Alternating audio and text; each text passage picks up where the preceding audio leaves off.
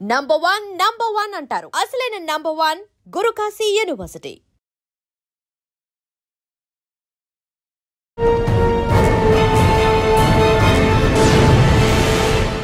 ఇప్పుడు ఆంధ్రప్రదేశ్ రాష్ట్రం కానీ తెలంగాణ రాష్ట్రం తీసుకుంటే బెజవాడ పోలీసులు ట్రాఫిక్ కంట్రోల్ చేయడంలో, ట్రాఫిక్లో ఎడ్యుకేట్ చేయడంలో నెంబర్ 1 ఉన్నారని దాంట్లో ఎలాంటి అతిశక్తి లేదు.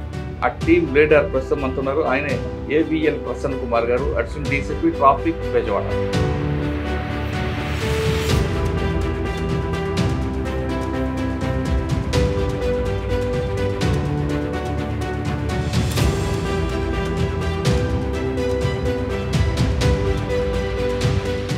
నంబర్ మీదేనా వెహికల్ మీ పేరునే ఉందా?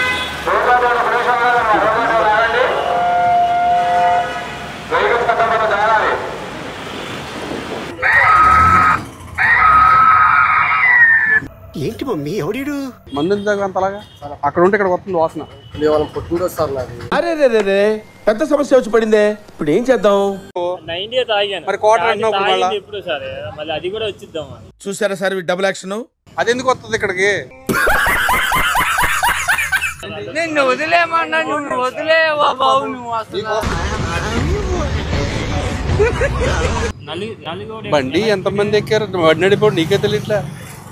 ముగ్గురు ఎక్కారు శివ సార్. అందరూ కూడా ఎక్కిన సంగతి నాకు తెలియదు. 4 కూడా ఎవరు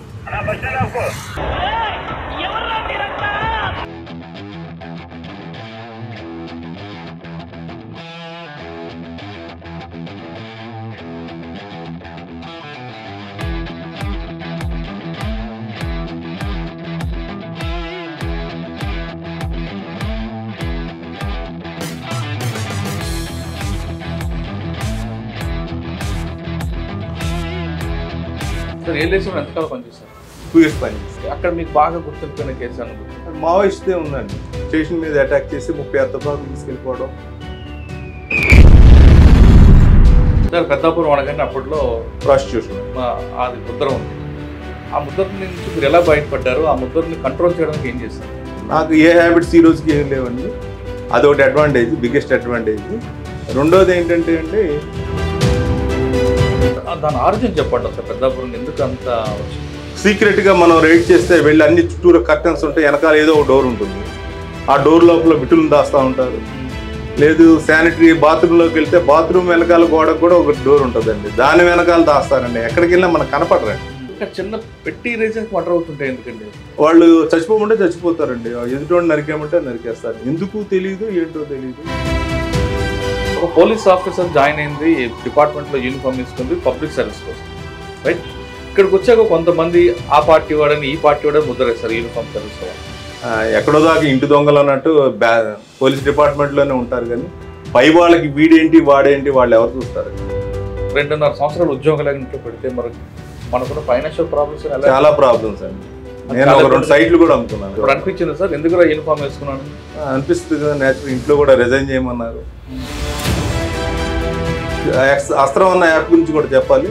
actionable intelligence for sustainable traffic management అని తీసుకొచ్చి దాంట్లో ఏం చేశారు, 15 minutesకి ఎలర్ట్స్ వస్తాయండి. 84 సెంటర్స్ విజయవాడలో మెయిన్ సెంటర్స్ ఐడెంటిఫై చేశారు. సార్ ఇక్కడ చాలా సెంటర్లు మనకు కనిపిస్తుంటాయి.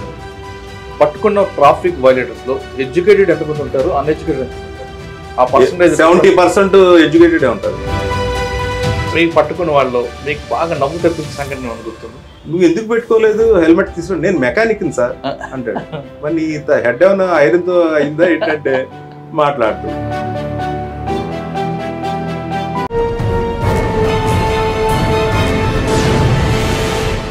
Welcome to crime diaries. Vijayawada అనగానే ఒకప్పుడు రౌడిజం, ప్రస్తుతం ట్రాఫిక్. కానీ విజయవాడ పోలీసులు మాత్రం ట్రాఫిక్లో ఎన్ఫోర్స్మెంట్ కన్నా ఎడ్యుకేట్ చేయడంలో నెంబర్ 1 కనిపిస్తున్నారు. బెజవాడ కమిషనర్ రాజశేఖర్ బాబు ఆదేశాలతో ట్రాఫిక్ డీసీ, అడిషనల్ డీసీపీతో పాటు వాళ్ళ టీం అంతా కూడా ఏ జంక్షన్లో చూసినా రోడ్డు మీద రావడం, ప్రజలకి అవగాహన కల్పించడంలో ముందు కనిపిస్తున్నారు. ఒకవేళ ట్రిపుల్ డ్రైవింగ్ అవ్వనండి, డ్రంక్ అండ్ డ్రైవ్ అనండి, హెల్మెట్ లేకపోయినా, రాంగ్ రూట్ వచ్చిన ఎక్కడ జరిగినా ముందు వాళ్ళతో జనాలను వేసి పంపడం కాకుండా వాళ్ళకి చట్టం పట్ల అవగాహన, ఒకవేళ రాంగ్ రూట్లో ఏం జరుగుతుంది, దాని పరిణామాలు ఏ విధంగా ఉంటాయి అనే విషయాల్లో అవగాహన కల్పించడంలో నెంబర్ 1 కల్పిస్తున్నారు. ఇప్పుడు ఆంధ్రప్రదేశ్ రాష్ట్రం కానీ తెలంగాణ రాష్ట్రం తీసుకుంటే బెజవాడ పోలీసులు ట్రాఫిక్ కంట్రోల్ చేయడంలో, ట్రాఫిక్లో ఎడ్యుకేట్ చేయడంలో నెంబర్ 1 ఉన్నారని దాంట్లో ఎలాంటి అతిశక్తి లేదు. ప్రస్తుతం విజయవాడకి ఆ టీమ్ లీడర్ మనతో ఉన్నారు. అని అడిగి సాధారణంగా ట్రాఫిక్ పోలీసులు చలానానికి పరిమితం అవుతారు, ట్రాఫిక్ రెగ్యులేట్ చేయడం పరిమితం అవుతారు, ట్రాఫిక్ ఎన్ఫోర్స్మెంట్కి పరిమితం అవుతారు కదా. ఈ ఎడ్యుకేట్ చేయడం వల్ల వెనక ఉద్దేశం ఏంటి, దీని ఇంపాక్ట్ ఏ విధంగా ఉంటుంది, ఇన్పుట్స్ ఎలాగొస్తాయి, రాబోయే కాలంలో ప్రజలకు ఎలాంటి అవగాహన కల్పిస్తారు విషయాన్ని ఆ టీమ్ లీడర్ ప్రస్తుతం అంటున్నారు. ఆయనే ఏవిఎల్ ప్రసన్న కుమార్ గారు, అడిషనల్ డీసీపీ ట్రాఫిక్ బెజవాడ. ఆయన అడిగి ఈ వెనక ఉద్దేశం ఏంటో ఆయన అడిగి తెలుసుకున్నాం. సార్ నమస్తే అండి. నమస్తే సార్. సాధారణంగా ఏ యూట్యూబ్ చూసినా, ఏ ఫేస్బుక్ చూసినా, ఏ ట్విట్టర్ చూసినా బెజవాడ పోలీసులు ట్రాఫిక్ దీని మీద ఎక్కువ కనిపిస్తుంటారు. సాధారణంగా traffic constable, traffic SI, traffic CA ఉంటారు, కానీ ట్రాఫిక్ ఏసీపీ, ట్రాఫిక్ డీసీపీ వీళ్ళు కూడా రోడ్డు మీదకి వచ్చి ప్రజలకు అవగాహన కల్పించడంలో మీ డిపార్ట్మెంట్ పర్టికులర్గా బెజవాడ వల్ల ముందున్నారనేది చాలా క్లియర్గా తెలుస్తుంటుంది. అంటే ట్రాఫిక్ పోలీసు చేస్తారు, కానీ ఇంత పేషెన్స్, ఇంత ఓపిక ఎక్కడ వస్తుంది అన్నది పొద్దు 8 గంటల నుంచి రోడ్డు మీద ఉన్న వాళ్ళకి రాత్రి 8 అయినా 11 అయినా అదే ఓపికతో మాట్లాడుతుంటారు. మీరు కూడా వీళ్ళు మాట్లాడుతుంటారు. ఇదంతా మీ లీడర్షిప్ సిపి గారు సారథ్యాలు నడుస్తుంది, దానికి కాదనట్లేదు. కానీ ప్రజలకి ఎడ్యుకేట్ చేయడంలో వెనక ఉద్దేశం ఏంటి, దీనివల్ల ఎలాంటి అవగాహన వస్తుంది? చాలామంది ట్రంక్ డ్రైవర్లు కానీ లేదంటే త్రిబుల్ డ్రైవర్లు ఆర్గ్యుమెంట్ చేస్తుంటారు. ఆర్గ్యుమెంట్ చేస్తున్నప్పుడు మీ వాళ్ళకి సహనం కోల్పోకుండా ఆ మోటివేషన్ చేయడం వెనక ఉద్దేశం ఏంటి, దానివల్ల ఎలాంటి ఇంపాక్ట్ వస్తుంది?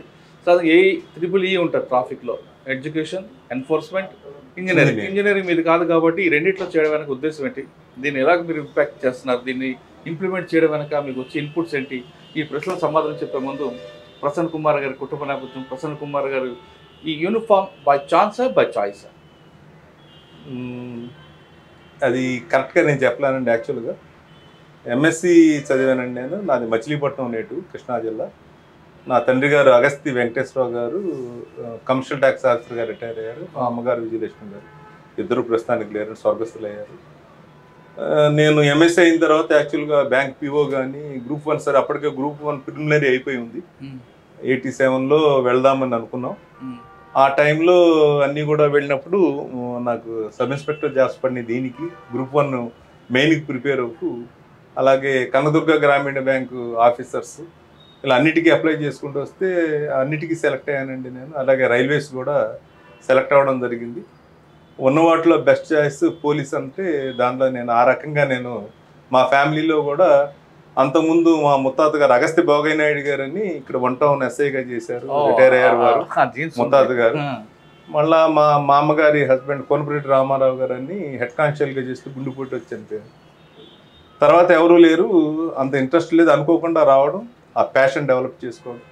మా ఫాదర్ కూడా చాలా కమిటెడ్గా ఉంటారండి. అందుకనే మా ఫాదర్ కమర్షియల్ ట్యాక్స్ ఆఫీసర్గా ఉన్న వారిని మెరిట్ నాయుడు గారు అని పిలిచేవాళ్ళు. కంబైన్డ్ స్టేట్లోనే అగస్తి వెంకటేశ్వరరావు గారి కన్నా కూడా మమ్మల్ని వీఆర్ యూజ్ టు ఇంట్రడ్యూస్. ఏంటంటే మెరిట్ నాయుడు గారు రెండో అబ్బాయి, పెద్ద అబ్బాయి అని అంత మెరిటోరియస్ అండి. కమర్షియల్ ట్యాక్సెస్ కొత్త లాస్ క్రియేట్ చేయడం కానీ, కొత్త ప్రోడక్ట్స్ని ట్యాక్స్ పరివిలో తీసుకురావడం కానీ, ఇలాంటివన్నీ చేసేవారని. తర్వాత డైరెక్ట్ సిటీ వాళ్ళు నాన్నగారి దగ్గర ట్రైనింగ్ అయిన వాళ్ళు చెప్పేవాళ్ళు. అందుకని అందరూ కూడా ఇంకో మాట అంటూ ఉండేవాళ్ళు, మెరిట్ నాయుడు గారి పిల్లల్లో మెరిట్ ఉంటుందా లేకపోతే పండిత పుత్ర పరమశ ఉంటారా అన్నట్టు ఉంటారా అని కామెంట్ చేస్తూ ఉండేవాళ్ళు. అదేంటి అని అనుకునేవాడిని అండి. ఆ రకంగా I have to excel in my field. వాళ్ళకి అవకాశం ఇవ్వలేదు. ఓకే, సరే. నా 89 బ్యాచ్ మీరు 89 వచ్చింది. ఫస్ట్ ట్రైనింగ్ అయిన తర్వాత ఫస్ట్ పోస్టింగ్ ఎక్కడ? పీటీసీ అనంతపురం ట్రైనింగ్ అయిన తర్వాత నేను కాకినాడ 3 టౌన్ లా అండ్ ఆర్డర్లో ట్రైనింగ్ అనే practical training. First posting Yeleswaram police station ఇచ్చారండి. అప్పటికే రెబ్బాప్రగడ రామకృష్ణారావు బల్జిపాడు కారణం అని సెంటర్లో మావోయిస్టులను చంపడం జరిగింది. అలాంటి పోలీస్ స్టేషన్లో నాకు వేశారు. ఆ తర్వాత నేను పెద్దాపురం పోలీస్ స్టేషన్కి. సార్, ఏలేశ్వరం ఎంతకాలం పనిచేశారు? 2 years పనిచేశాను. ఓకే, అక్కడ మీకు బాగా గుర్తుండిపోయిన కేసు ఏమైనా గుర్తుందా? అది మావోయిస్టే ఉందండి. అది ఆర్టీసీ బస్ డిపోని తగలబెట్టడం జరిగింది నైట్ టైం వచ్చి. ఆ టైంకి ఫోర్సెస్ అంతా కూడా లింగంపర్తి అదర్ ఏరియాస్లో బందోబస్తులో ఉన్నారు. స్టేషన్లో ఒక 3 మించి లేరు. అలాంటి టైంలో తీసుకున్నారు. అప్పటికి నేను వెళ్ళటం జరిగింది, అయినా కూడా అది అవ్వలేదు. అలాంటి యాక్టివ్ ప్లేస్ అండి అది. నేను ఫర్ ఎగ్జాంపుల్ అది ఎంత గేట్వే ఆఫ్ ఏజెన్సీ అంటారు. నేను మొత్తం ఒకసారి మిలిటెంట్స్ని వాళ్ళని పట్టుకుని అరెస్ట్ చేస్తే అడ్డతీగల్లో అప్పుడు వంతల కొండబాబు అని మండల ప్రెసిడెంట్, తర్వాత ఈ was murdered by the Maoist only. ఆయన్ని వర్క్ ఇన్స్పెక్టర్ ఇద్దరు కిడ్నాప్ చేశారు. ఇక్కడ నేను అరెస్ట్ చేసిన వాళ్ళని అప్పుడు SHN శాస్త్రి సార్ అని మా DSP గారు ఉండేవారు. వీళ్ళందరినీ తీసుకెళ్ళి అక్కడ అప్పచెప్తే వాళ్ళని రిలీజ్ చేశారు. అంత యాక్టివ్ ప్లేస్. అలాగే రౌతులపూడిలో బ్యాంక్ తగలబెట్టి అంతా కూడా లూటీ చేయడం జరిగింది. చెంచయ్య గారు అని DSP గారు వచ్చి ప్రెస్ మీట్ పెట్టి వీళ్ళంతా డెకాయిట్స్ అవి అని చెప్పి అంటే మరుసటి రోజున ఆ పోయినది ఏమేమి పోయింది కూడా తెలియదు అని ట్యాక్స్ ఉంటాయి కదండి, ఇంత వేయింగ్ అది ఇదని అన్నీ కూడా బ్యాంక్ క్లాత్ మూటలు కట్టి ఇంటికి దగ్గరలో పడేయడం జరిగింది. వాటిని బట్టి ఎంత పోయింది ఏంటి అన్నది అప్పుడు అకౌంట్ ఫర్ అయిందండి. అంటే అలాంటి ప్లేస్ అండి. నేను ట్రాన్స్ఫర్ అయ్యి వచ్చిన తర్వాత 1 yearకి ఎంత స్టేషన్ మీద అటాక్ చేసి 36 తుపాకులు తీసుకెళ్ళిపోవడం, ఒక కానిస్టేబుల్ చచ్చిపోవడం అంతా జరిగింది. అయ్యో, అలాంటి ప్లేస్లో పనిచేశాను. ఫస్ట్ పోస్టింగ్ చాలా పోస్టింగ్, సెకండ్ పెద్దాపురం. పెద్దాపురం పెద్దాపురం అనగానే అప్పట్లో ప్రాస్టిట్యూషన్ అది ముద్ర ఉంది. ఆ ముద్ర నుంచి మీరు ఎలా బయటపడ్డారు? ఆ ముద్రని కంట్రోల్ చేయడానికి ఏం చేశారు? నాకు ఏ హ్యాబిట్స్ ఈ రోజుకి ఏం లేవండి. అదొకటి అడ్వాంటేజ్, బిగ్గెస్ట్ అడ్వాంటేజ్. రెండోది ఏంటంటే అండి, చాలా వినూత్నమైన సిస్టమ్స్ పెట్టేవాళ్ళు. ఫారినర్స్ కూడా వస్తూ ఉండేవాళ్ళు. నేను December 31st నేను అక్కడ 2.5 years చేశాను. ఏ హౌసెస్ ఐడెంటిఫై చేశానో ఏ టైం చెక్ చేసినా వాళ్ళు ఉండాలండి. అంటే ఇక్కడ ప్రాస్టిట్యూషన్ జరగనిచ్చేవాడిని కాదండి, వీళ్ళు బయటికి వెళ్ళనిచ్చేవాడిని కాదు. దాని మీద కూడా ప్రెజర్ ఉండేది. నీ దగ్గర చేయనివ్వట్లేదు, బయటికి ఎందుకు రానివ్వట్లేదు, బయటికి కూడా వెళ్ళనిచ్చేవాడిని కాదు. దాని ఆరిజిన్ చెప్పండి అసలు, పెద్దాపురం ఎందుకు అంత వచ్చింది? అది గుడ్ ఓల్డెన్ డేస్లో నుంచి ఉందండి. AK ఖాన్ సార్ అప్పుడు SPగా ఉన్నప్పుడు కూడా వెళ్ళాము. ఆ వ్యవస్థ అంతా కూడా చాలా విచిత్రంగా ఉంటుందండి. అప్పట్లో ఎర్లీ ఏజ్లో మ్యారేజ్ అవ్వడము, అందరికీ చాలామంది సెక్స్ అన్నది అవగాహన లేకపోవడము, లేదా కొంతమంది ఫ్రిజిడిటీ ఉండి సెక్స్ అంటే డిజంట్రెస్టెడ్గా ఉంటాం. అలాంటి వాళ్ళందరినీ కూడా తీసుకొచ్చి ఇక్కడ పెద్దాపురం వేసిన దగ్గర తీసుకొచ్చి వాళ్ళకి సెక్స్ మీద ఇంట్రెస్ట్ కలిగించే విధంగా అలా చేసేవాళ్ళు. అది కాకుండా లస్ట్ కోసం వచ్చేవాళ్ళు కానీ అంతా ఎఫ్లుయెంట్ ఏరియా కాబట్టి వీళ్ళందరూ అలా మెయింటైన్ చేయడము అలా ఉండేది అని చెప్పి అప్పుడు హిస్టరీ అలా చెప్పేవాళ్ళండి. ఆ రకంగా అలా అలా అలా అది అలాగే పెరిగిపోయిందండి. తర్వాత ఇప్పటికి బాగా కంట్రోల్కి వచ్చిందండి. కానీ సరే ఒక కంట్రోల్ వచ్చిందండి. కానీ అప్పుడు ఒక వీధి ప్రత్యేకంగా దానికోసం సినిమా స్టైల్లో లోపలికి వెళ్ళాక బటన్లు ఐడియా ఉంది. దర్గా సెంటర్ అంటారండి. అక్కడే ఆ ఇంట్లో ఏంటంటే రివాల్వింగ్ బెడ్స్, చుట్టూరా మిర్రర్స్ ఇవన్నీ ఉండాలి. పేర్లు ఇవి ఎందుకు ఏంటండి, అలాంటి హౌసెస్ ఉంటాయండి. ఎక్కడా కూడా సీక్రెట్గా మనం రైడ్ చేస్తే వెళ్ళి అన్ని చుట్టూరా కర్టన్స్ ఉంటాయి, వెనకాల ఏదో ఒక డోర్ ఉంటుంది. ఆ డోర్ లోపల బిట్టులను దాస్తూ ఉంటారు. లేదు శానిటరీ బాత్రూంలోకి వెళ్తే బాత్రూమ్ వెనకాల గోడకు కూడా ఒక డోర్ ఉంటుందండి, దాని వెనకాల దాస్తారండి. ఎక్కడికి వెళ్ళినా మనకు కనపడరండి. అంత విచిత్రంగా, చాలా ప్లానింగ్ చాలా విచిత్రంగా ఉంటుందండి. ఎవరు మనం రైడ్ చేస్తే మనకు తెలుసు, లోపలికి వెళ్తాం, మనం చూస్తాం, చూసి డికాయిని పంపిన మనం రైడ్ చేస్తే వాడు మనకు దొరకడండి. అంత కాన్ఫిడెన్షియాలిటీ మెయింటైన్ చేస్తారు. సరే, అంతా కూడా ఆర్గనైజ్డ్ క్రైమ్ అంటారు వాస్తవం అనేది. అది నేను ఎవరికి వాళ్ళకి ఇండివిజువల్ కాంపిటీషన్స్ అంటే అక్కడ ఆ రోజుల్లో 20 years ఉండి 25 yearsలోగా అదొక పిచ్చిలోకం అండి. ఎవరు ఎక్కువ ఎర్న్ చేస్తారు బై డూయింగ్ ప్రాస్టిట్యూషన్ అన్నది అదొక కాంపిటీషన్ ఉండేదండి. కానీ అక్కడ ఇల్లు కూడా చూస్తుంటే అసలు చాలా కాస్ట్లీగా, చాలా అసలు మన పాస్ట్లో దీంట్లో కనిపిస్తుంది చాలా అండి. దానికి సంపాదించిందంతా ఒళ్ళు గుల్ల చేసుకుని దానికే పెడతారండి. వెనీరల్ డిసీజ్ రావడం కానీ, ట్రీట్మెంట్స్ పొందడం, ఇంత చేసి ఎవరో ఒకరిని నమ్మి మోసపోయి వాడిని ఉంచుకుంటారు. వీళ్ళు సంపాదించిన డబ్బు అంతా వాడికి వస్తారు. వాడు ఒక డ్రంకార్డ్ అయి ఉంటాడు ఎక్కడో, వాడు సర్వనాశనం వీళ్ళు చేస్తాడు. అలా బాగుపడిన వాళ్ళు నేను ఎవరిని చూడలేదండి. వాళ్ళు అన్ని విధాలుగా పాడైపోయిన వాళ్ళు. అది కూడా ఎడ్యుకేట్ చేసేవాడు. ఓకే. కానీ అక్కడికి వచ్చిన వాళ్ళకి అసలు ఉదయం నుంచి సాయంత్రం రాత్రి వరకు ఒక ఫెసిలిటీస్ ఇవ్వడం, ఫుడ్ డ్రింక్ అన్నీ ఇవ్వడం, అంటే అక్కడ అసలు ఏం జరుగుతుందండి? అది ఇప్పుడు సాధారణంగా వ్యభిచార గృహానికి వెళ్తే కొంతకాలం కొంత టైం ఉండి వెళ్ళిపోతుంటారు. కానీ ఇక్కడికి వచ్చిన తర్వాత రోజుల తరబడి ఉండే విధంగా వాళ్ళు ఫెసిలిటీస్. నేను 92 to 94 చేశానండి. మరి అప్పటికి అంత ముందు అంటే ఒకళ్ళే సీక్రెట్గా వాళ్ళకి ఎంత ఇన్ఫర్మేషన్ సిస్టమ్ ఉంటుందంటే అండి, SI గారు అంటే ఇప్పుడు SI వ్యవస్థ కొంచెం, అప్పుడు మేము మోనార్క్ లాగా ఉండేవాళ్ళం. SI గారు లీవ్లో వెళ్ళారా, ఈరోజు మీటింగ్ వెళ్తే, క్రైమ్ మీటింగ్ వెళ్తే ఎన్ని గంటల వరకు రాడు, అంత ఇన్ఫర్మేషన్ వాళ్ళకు ఉంటుందండి. దాని ప్రకారం ప్లాన్ చేస్తారండి. ఆ డిపార్ట్మెంట్లో వాళ్ళే కొంత లీక్ చేస్తుంటారు. చుట్టూరా పబ్లిక్ ఉంటారు కదండి ఎవరైనా కానీ. ఈవెన్ అప్పట్లో విలేకరులు చెప్పేవాళ్ళు, కొబ్బరి బొండం ఉందా అని అడిగేవాళ్ళు అట, నాకు తెలియదు. లేకపోతే బొండం కొట్టు అంటే సెంటర్కి రైడ్కి వస్తున్నానని, సమ్ కోర్స్ ఉన్నాయని చెప్పేవాళ్ళు. ఎలా అంటే కొబ్బరి బొండం ఉందా అంటే SI ఉన్నాడా లేదా అని. మంచి బొండాలు లేవంటే లేవన్నట్టు. కొబ్బరి బొండం కొట్టివు నాకు దాహంగా ఉంటుందంటే ఈజ్ కమింగ్ ఫర్ రైట్స్ అని. దర్గా సెంటర్. రకరకాల కోర్స్ చెప్పుకునేవాళ్ళు 92లో. కానీ అవన్నీ డికోడ్ చేసుకుంటూ వెళ్ళేవారా మీరు? మనం అలా డైరెక్ట్గా వెళ్ళాం కదండి, వేరే రూట్లు పెట్రోలింగ్ వెళ్ళినట్టు వెళ్ళి నాకు బుల్లెట్ ఉండేదండి 67-86, అలా సడన్ గా వెళ్ళేవాళ్ళం. రైడ్ చేసినప్పుడు బాగా గుర్తుపెట్టిన సంగతి చెప్పండి, అంటే మిమ్మల్ని కూడా వాళ్ళు. అదే మీకు చెప్పాను కదండి, ఒకసారి లోపలికి ఉన్నాడు తెలుసు, దొరకదు, ఎంత దొరికినా దొరకట్లేదు, ఎంత చూసినా. బాత్రూమ్ లోకి వెళ్ళిన లేదు, ఒక అద్దం కనిపించింది. సినిమాల్లో అద్దం వెనకాల ఏదో బిరువాలు పెడతా ఉంటారు, అలా ఉంటుందేమో అని చెప్పి పాత సినిమాలో అద్దం పక్క తీస్తే వెనకాల ఒక ఐరన్ డోర్ ఉందండి, ల్యాచ్ ఉంది. అది ఓపెన్ చేస్తే లోపల ఇద్దరు ఉన్నారు. వాళ్ళిద్దరిని తీసుకొచ్చాను. అలా ఒకటి అలాగే రివాల్వింగ్ బెడ్ ఏదైతే ఉంటుందో ఒక అర ఉంటుందండి, తీసి మధ్యలో కూర్చోబెడతారంటే వేసి పైన అంతా కర్టన్స్ వచ్చేస్తాయి, బెడ్ ఉంటుంది, పైకి ఏం కనపడతారు. అదొకటి అండి. చుట్టూరా వేసారు, ఒకే ఒక చోట తలుపు ఉంది, అది కనపడదు అసలు. చుట్టూరా కూడా డబుల్ కర్టన్స్ వేస్తారు, మనిషి కనపడలేదు. గోడను తడుముకుంటూ వెళ్తే ఒక చోట డోర్ తగిలింది, అప్పుడు ఆ కర్టన్స్ తీసి అది తీస్తే లోపల. సార్ అప్పట్లో ఒక వార్త ఉండేదండి, లోకల్ పోలీసులకి మంచి క్యారేజీలో భోజనం పంపి వాళ్ళకి కూడా అమ్మాయిలు పంపడం అనేది, అంటే పోలీసులు మేనేజ్ చేయడం అనేది ఉండేది, అది వాస్తవం అనేది. నేను చెప్పాను కదండి, నాకు ఏ హ్యాబిట్స్ లేవు. నా తర్వాత చేసిన ఇద్దరు ఆఫీసర్ నా బ్యాచ్ వాళ్ళకి కూడా ఏ అలవాట్లు లేవు. లేనప్పుడు హౌ కెన్ దే మేనేజ్ అవుతాను, నా గురించే చెప్పుకోవడం కాదు, నా తర్వాత చేసిన ఇద్దరు ఎస్ఐలు కూడా లేదు. మరి ముందోడుకుందో తెలియదు, స్టాఫ్ని అలా మేనేజ్ చేస్తారని అనేవాళ్ళు.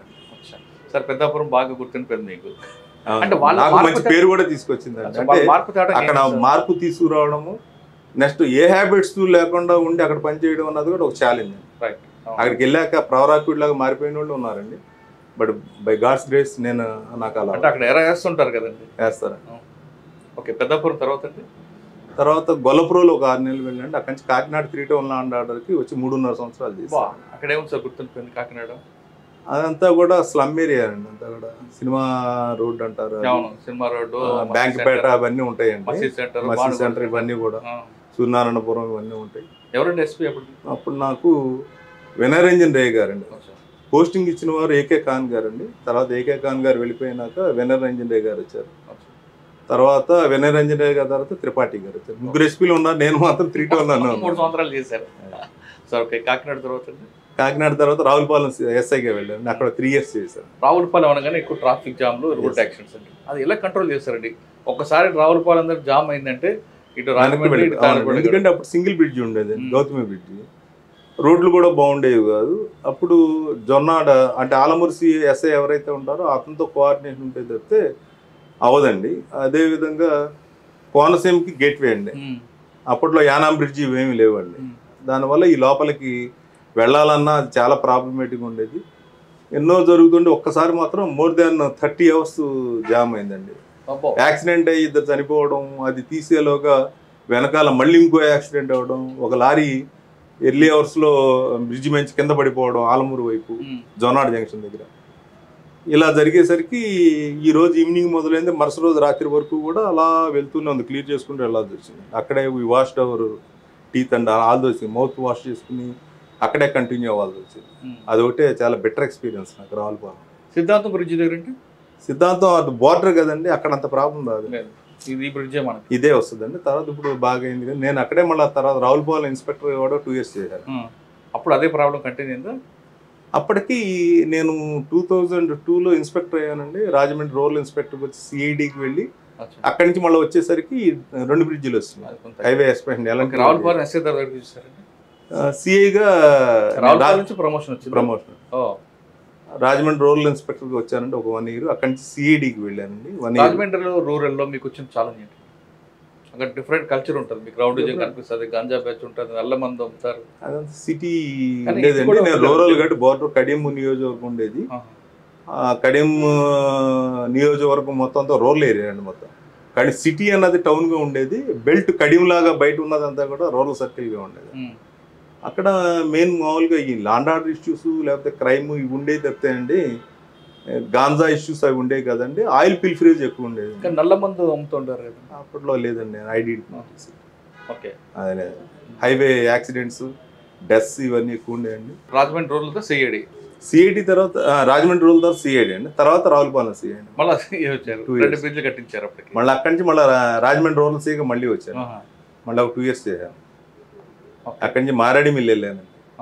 2 years 1 month చేశాను. అక్కడ ఏమో ఎదురైందండి మారేడుమిల్లి? మావోయిస్టులు కదండి, అది ఏజెన్సీ కూమింగ్ ఆపరేషన్స్ అవి అంటే మీకు వాళ్ళు టార్గెట్ చేయలేదా? ఆల్రెడీ ఏలేశ్వరంలో ఉంది కదా మీది. ఉంటుందండి అన్ని. మారేడుమిల్లి తర్వాత మన రాజమండ్రి టౌన్ సీఏగా వచ్చాను. వచ్చి అక్కడి నుంచి ఎలక్షన్స్లో 5 yearsలో 3 years నుంచి ఒకే జిల్లాలో ఉండకుండా ఆ దీనిలో గణపురం సీఏగా 2009లో వెళ్ళి అక్కడి నుంచి వచ్చిన తర్వాత ఇన్స్పెక్టర్గా ప్రమోట్ అయ్యాను, డిఎస్పీగా 2010లో. సార్ రాజమండ్రి టౌన్లో పనిచేస్తున్నప్పుడు మీకు రౌడీజం వాళ్ళతో మీకు ఇబ్బంది రాలేదు? ఎందుకంటే ఎక్కువ ట్రబుల్ మాంగర్స్ ఎక్కువ కనిపిస్తుంటారు. గోదావరి బ్రిడ్జ్ దగ్గర కానీ, కోటకుమ సెంటర్ కానీ, ఇవన్నీ కూడా. ఎప్పుడు ఫుడ్ పెట్రోలింగ్ ఉండేదండి. అప్పుడు నాగిరెడ్డి గారు ఎస్పీగా ఉండేవాళ్ళు సార్. వారే కావాలని నేను లా అండ్ ఆర్డర్ కంట్రోల్ చేస్తాను అని చెప్పి నమ్మకంతో తీసుకురావడం జరిగింది. నేను వచ్చే టైంకి 2 monthsలో 8 murders అవ్వడం జరిగింది. నేను ఆల్మోస్ట్ ఆల్ చిన్న పెట్టి రీజన్స్ మర్డర్ అవుతుంటాయి ఎందుకండి రాజమండ్రిలో? ఇంకా అది ఎంతేనండి, ఇంకా పెట్టి రీజన్ అంటే వాళ్ళిద్దరికి అది చాలా బిగ్గెస్ట్ రీజన్గా కనిపిస్తుంది అండి. ఆ తర్వాత రౌడీ షీటర్స్ అందరూ ఇప్పుడు ఉన్నంత యాక్టివ్గా అప్పుడు లేదు కాబట్టి బాగానే మంచి పోలీస్ గౌరవం బాగానే ఇచ్చేవాళ్ళం. తీసుకొచ్చి గట్టిగా ఫుడ్ పెట్రోలింగ్ అయ్యేది, నిత్యం ఏదో ఒక ఏరియాలో పెట్రోలింగ్ ఉంటుంది. Evening 5 to 7 law and order అయినప్పటికీ మేము ట్రాఫిక్ రెగ్యులేట్ చేయడం, ఫుడ్ పెట్రోలింగ్ చేయడం అదంతా జరిగేదండి. అది ఎఫెక్టివ్గా ఉండేది. దాని తర్వాత ప్రమోషన్ సిఐడి డిఎస్పీగా 1 year చేశాను. అక్కడి నుంచి కాశీబుగ్గ శ్రీకాకుళం జిల్లా అక్కడ ఎస్డిపిఓగా అక్కడ 1 year 7 months చేశాను. అక్కడే వచ్చిందని ఛాలెంజ్, అక్కడే బిగ్గెస్ట్ ఛాలెంజ్ కదండి. ఎలక్ట్రికల్ ప్లాంట్ ఉంది కదండి, దానివల్ల అక్కడ యాజిటేషన్ జరగడం, ఫైరింగ్ అవ్వడం అన్ని, తర్వాత మళ్ళీ అన్ని మినిస్ట్రియల్ ఎంక్వైరీలు అవ్వడం అన్ని కూడా నేను ఉన్నానండి అక్కడ. ఫైర్ తప్పనిసరి చేయాల్సి వచ్చిందా?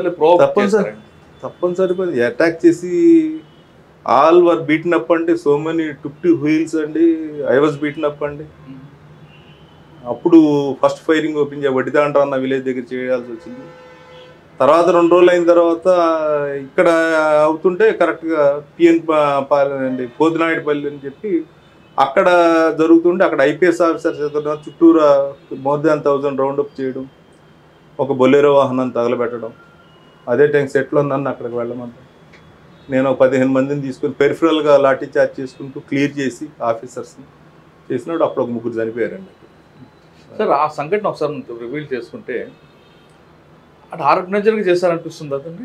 అది ఆర్గనైజరే కదండి. అంతకుముందు మీరు ఫోటోగ్రాఫ్స్ అవి చూస్తే ఆకాశ లెక్కవరం ఉంటుంది. సుబ్బరామరెడ్డి అని ఉండేవాడు.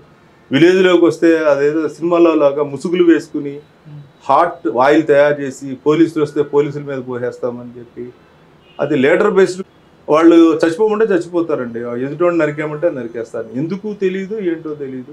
మేము మీకు వాళ్ళు ఒకటే చెప్తారండి, పోలీసులు మనల్ని చంపడానికి వస్తున్నారు, చచ్చిపోదాం చంపుదాం అని అడిగేవాళ్ళు. మనం చావడం ఎందుకు, చంపుదాం లేకపోతే చంపి మనం చేద్దాం అనేవాళ్ళు అండి. అసలు మేము వాళ్ళని ఎందుకు చంపుతాం, మాకు అవసరం ఏంటి అని చెప్తే వాళ్ళకి అర్థం కాదండి. లీడర్ చెప్తేనే అర్థం అవుతుంది. అది ప్రాబ్లం అండి అక్కడ. దానికోసమే చాలా ఎడ్యుకేషన్స్ చేయాలి. దాని వెనక పొలిటికల్ గేమ్ ఉందంటారు ఏమన్నా? నాకు సుబ్బరామరెడ్డి అన్నవాడు ఆ విలేజర్స్ని మోటివేట్ చేసి వాళ్ళందరినీ చేసి తర్వాత అతని వారంటీ తీసుకోవడం, అతన్ని చేయడం అన్నీ జరిగింది. ఇప్పుడు నార్మల్ అయినట్టున్నాడు అండి. పేరు స్టిల్ ఐ రిమెంబర్, సుబ్బరామరెడ్డి, ఆకాశ లక్కవరం. అలా సోంపేట కూడా అయింది. తర్వాత ఈ ఇన్సిడెంట్ అయింది అనమాట. సోంపేటలోనూ టెంట్ వేసారు డాక్టర్ కృష్ణమూర్తి గారు వాళ్ళు. తర్వాత వాళ్ళు సక్సీడ్ అయ్యి అన్నీ కూడా ఆ లైసెన్స్లన్నీ క్యాన్సిల్ చేయించారు అక్కడ. మరి ఇక్కడ ఏమైందో నాకు తెలియదు. ఓకే, కాసేపు తర్వాత అండి గుంటూరు స్పెషల్ బ్రాంచ్ డిఎస్పీకి వచ్చారు అర్బన్. 2014 ఎలక్షన్స్ వరకు ఉన్నాను. అయిన తర్వాత అక్కడి నుంచి ట్రాన్స్ఫర్ అయ్యి రాజమండ్రి నార్త్ డిఎస్పీకి వచ్చారా? అక్కడ చేశానండి. అక్కడ ఒక 2.5 సంవత్సరాలు. రాజమండ్రి మీకు ఎస్ఐ, సిఐ, డిఎస్పీ ఈ 2 సిఐలు డిఎస్పీ అండి. Rural CI, town CI and DSP అండి. రావులపాలెము ఎస్ఐ, సిఐ, అమలాపురం డిఎస్పీ అండి. అమలాపురం కోనసీమ డిఎస్పీగా చేశానండి 16 మండలం. రాజమండ్రి డిఎస్పీకి వచ్చినప్పటికి చేంజెస్ ఏమి వచ్చాయండి? రాజమండ్రి డిఎస్పీకి వచ్చేసరికి అప్పుడు డివిజన్స్ వచ్చినాయి కదండి. ఈస్ట్ డిఎస్పీ అని, south DSP, central DSP, north DSP. నేను చేసిన ఏరియా అంతా 4 డిఎస్పీకి వెళ్ళిందండి. ఆ కోరుకొండ ఏరియా ఆ ముక్కకి నేను డిఎస్పీగా వెళ్ళాను. అదే సార్, క్రైమ్ నేచర్ మారిందంటారు అప్పుడు? అంటే చాలా అప్పట్లో రౌడీజం అయినా అన్ని పోయినాయండి. ఫస్ట్ లో వచ్చేసరికి క్రైమ్ ఉండేది. అప్పుడు రౌడీజము, పొలిటికల్లీ మోటివేటెడ్ రౌడీ అయ్యేం లేవండి. మొత్తం అంతా లేదండి. ఇంకా పొలిటికల్గా పార్టీ పరంగా అవి ఉంటుంది తప్పితే అదర్వైజ్ ఒకప్పుడు రాజమండ్రి జాబ్ చేయడానికి వెళ్ళాలన్నా ఉండటానికి వెళ్ళాలన్నా భయపడేవాళ్ళు. ఇప్పుడు బెస్ట్ ప్లేస్ అండి రాజమండ్రి.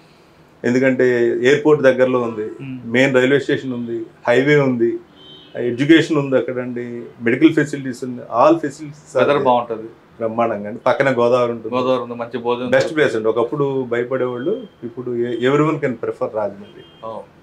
సార్ రాజమండ్రి తర్వాత అమలాపురం. అక్కడే ఉంది సార్, అక్కడ క్యాస్ట్ సిస్టమ్స్, ఏ డెత్ అయినా రోడ్డు మీద పెట్టి బాడీ చేయడము. అక్కడ ఎన్ని సామాజిక వర్గాల మధ్య గొడవ జరుగుతుంటాయి? 2, 3, 1 మధ్య ఉన్నప్పుడు అంటే ఇప్పుడు ఎస్సీ సామాజిక వర్గం, కాపు సామాజిక వర్గం, సెట్టిబల్జ, ఈ 3 ప్రధానంగా ముగ్గురు మధ్య ఉంటుందండి. ఏ ఇష్యూ అయినా కూడా యాక్చువల్గా మెయిన్ నాయకుల మధ్య ఉండదండి.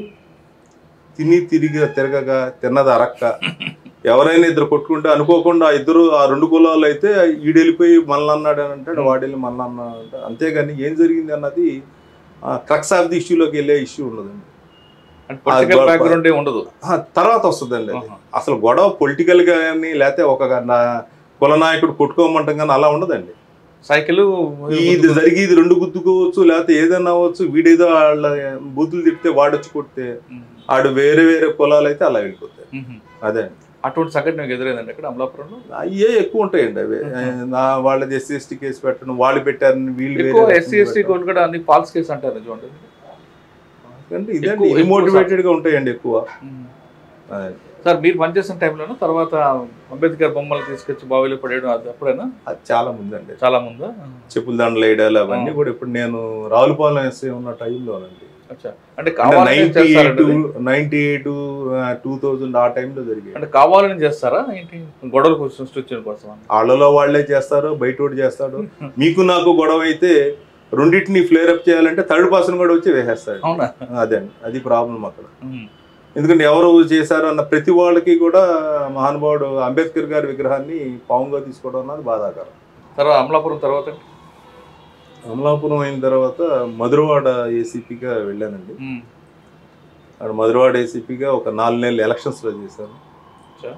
తర్వాత గవర్నమెంట్ మారింది, 2 సంవత్సరాలు 3 నెలలు పోస్టింగ్ లేకుండా పక్కన కూర్చోబెట్టారు. అయ్యో, 2 సంవత్సరాలు 3 నెలలు కూడా పోస్టింగ్ ఇవ్వమన్నారు. అప్పుడే ప్రమోషన్ వచ్చింది. ప్రమోషన్ వచ్చి సంవత్సరం 1 నెల HSPగా ఉన్నా కూడా నాకు పోస్టింగ్ ఇవ్వలేదు.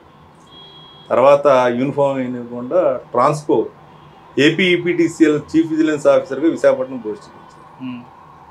అక్కడే ఉన్నానండి. మళ్ళీ గవర్నమెంట్ మారినాక విజయవాడ ట్రాఫిక్ ADCPగా posting. Okay sir, Vijayawada traffic రాకముందు ఒక పోలీస్ ఆఫీసర్ జాయిన్ అయింది, డిపార్ట్మెంట్లో యూనిఫామ్ తీసుకుంది పబ్లిక్ సర్వీస్ కోసం, రైట్? ఇక్కడికి వచ్చాక కొంతమంది ఆ పార్టీ వాడని ఈ పార్టీ వాడని ముద్రేస్తారు యూనిఫామ్ సర్వీస్లో వాళ్ళకి. అంటే మన యాటిట్యూడ్ బట్టి అవ్వచ్చు, లేదు వాళ్ళేదో రంగం పులుముకొని వేస్తుంటారు.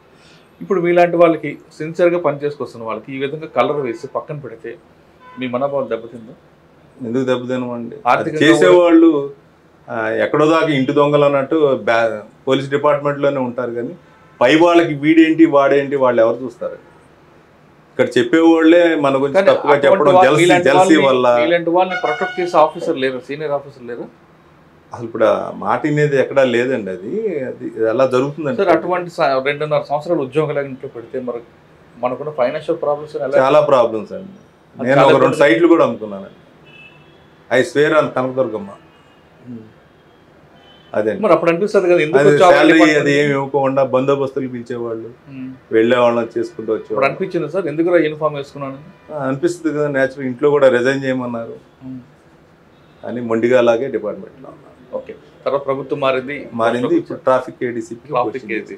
అసలు బెజవాడలో ఈ ట్రాఫిక్ అవేరెన్స్, ట్రాఫిక్ మీద ఎన్ఫోర్స్మెంట్ చేయకుండా అవేరెన్స్ చేయాలని ఆలోచన ఎందుకు వచ్చేది మీకు?